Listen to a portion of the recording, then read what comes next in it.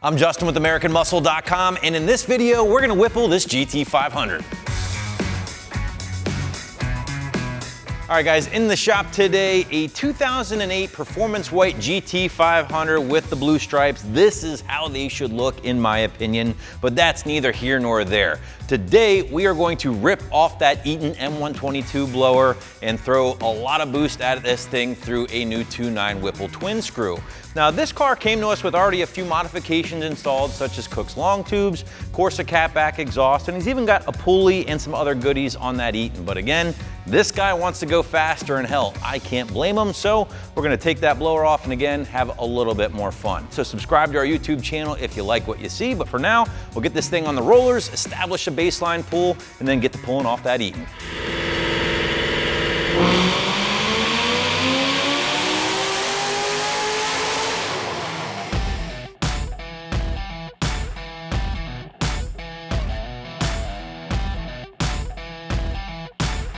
All right, guys, so we got the car in the shop now after our baseline dyno pull, and truth be told, this thing was pretty healthy. Now, granted, it certainly wasn't stock. He had the M122 on with a 2.6 pulley and some other modifications, and it made right around 550 horsepower and just north of 500 pound-feet of torque with the factory Eaton in place. So certainly not bad by any stretch of the imagination, but certainly can be improved upon, and that's what we're doing again in this video. What you're looking at here, guys, is the Whipple upgrade kit for the 07 to 12 GT500, basically featuring their 2.9 liter twin screw head unit.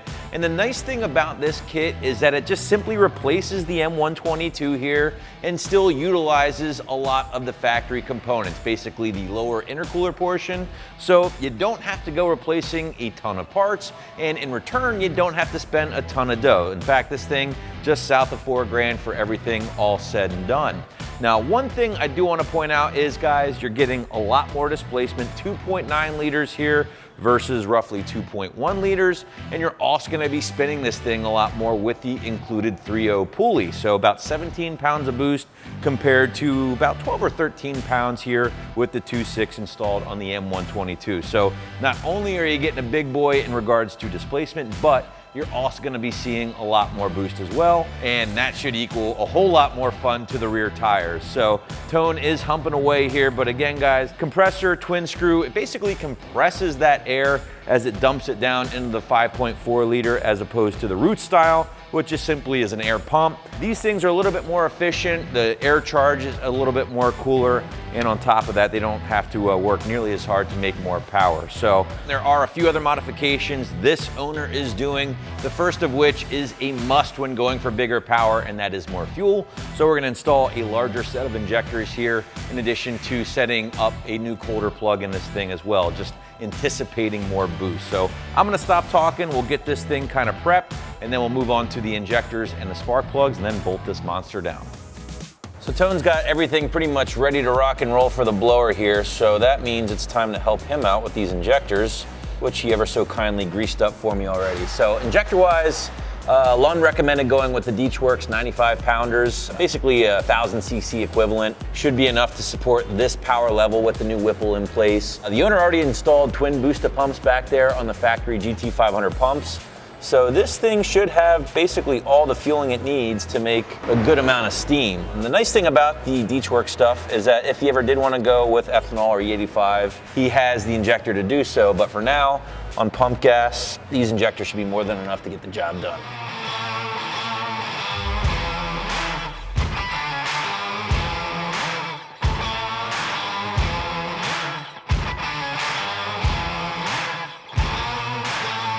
All right, so Mr. Tone just finished up with the rest of the Whipple install here for the upgrade kit, including the 3.0 pulley. We got all the injectors buttoned up, the belts on. We had to remove that Metco idler because it just didn't jive too well with the new Whipple. So all in all, guys, it's pretty much wrapped up. Now, I just finished up installing this massive JLT super big air cold air intake system. This is actually what the customer had on his car when he brought it in. It's this JLT big air cold air intake system, 123 millimeters at the mass airflow sensor. Well, check out this monster, 148 millimeters, absolutely huge. when it comes to diameter, and that should help that 2.9 breathe a whole lot easier. Now this thing does require a tune, but hell, let's face it, all of this at this point will require a tune, and we are gonna call on our friends from Lund Racing to help us out with that. But before we tune this thing, before we get it on the rollers, we have one more modification to tackle, and that is underneath the front bumper here. We're gonna help keep those intake air temps down a little bit more thanks to a part from our friends at VMP. So we'll get that going and fire this thing up. All right guys, so earlier I hinted at a part from our friends at VMP that will help keep that intake air charge temp down and keep consistent, reliable power up.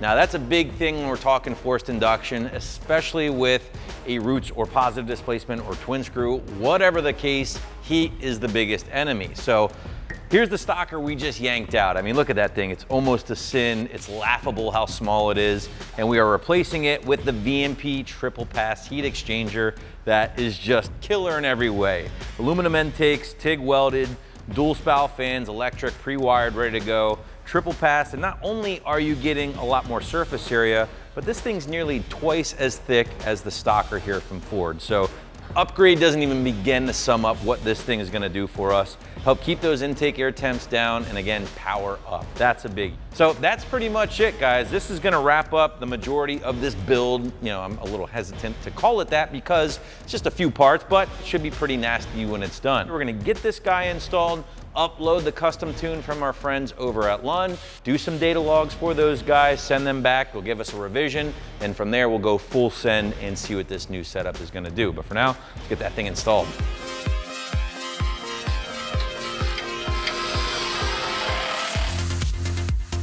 All right guys, so we have the car moved over to our dyno jet here in-house. Tony went ahead and buttoned everything up under the hood, got all the coolant bled, so this thing is essentially ready to rock and roll. But before we put things to the wood here, guys, we're gonna start data logging using the base calibration that Lund sent over for this setup using our SCT X4 device and my trusty laptop here. Very important process, guys. You can't just throw a tune on this thing and start beating the snot out of it. You gotta kind of take your baby steps. So that way you can ensure the car is running its best, of course, but you also wanna make sure it's doing it safely. So that's very important. He sent us over a base file, so we're gonna do some idle logs, we're gonna do some slow revs, send that over, he'll take a look, throw us back a revision. So it's a slow process, but it's one that is very much worth it. So because of that, got my coffee and chill in the car here for a little bit, but we're gonna do our first log, so see how this thing sounds.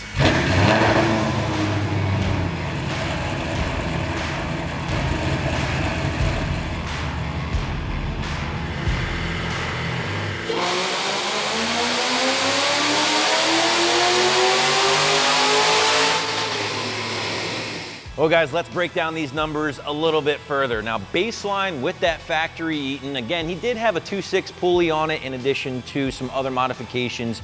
It was tuned, so it was by no means a stock pull, but it car baselined at 554, 534 at the tires. Now, with the 2.9 Whipple in place, in addition to the larger JLT, the car is making 663, 621 to the tires. So over 100 horsepower to the rear wheels through the blower swap in addition to that JLT.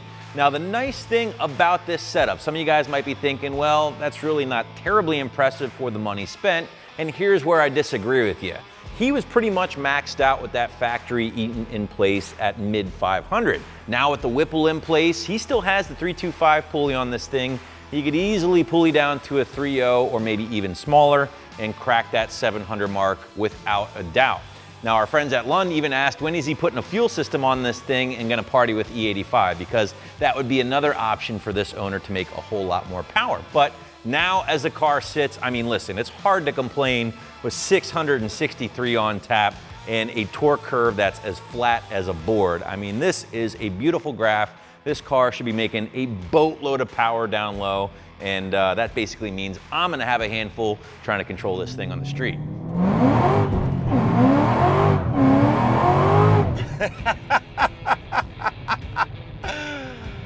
Yeah, I was right. Traction might be a little bit of an issue. Holy hell. This thing is angry. Oh, red light, sweet. I get to do that again. Oh, who needs coffee when you got 600 plus pound-feet on tap? Holy smokes, this thing is fun. All right, let's run that back one more time, shall we?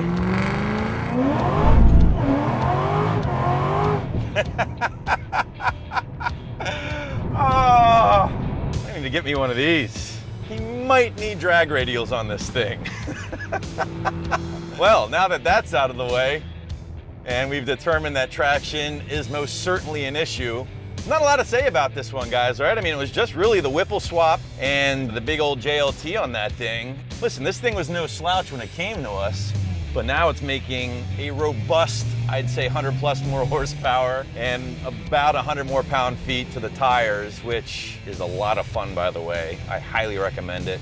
And for the fact that, again, I know for a lot of guys out there watching, it's like, man, that's, you know, a few G's for another 100 horsepower. Listen, again, as I mentioned earlier, his stock Eaton was, I would say, close to being tapped out. I'm sure he could have upgraded the fuel, but now with the 2.9 in place, he's got a ton of room to grow with this thing. He's already got a 3.0 pulley just sitting waiting to get tuned. If you wanted to throw a little bit more injector at this thing and some ethanol, he can certainly do that. This car has got a lot of room to grow with the 2.9 in it.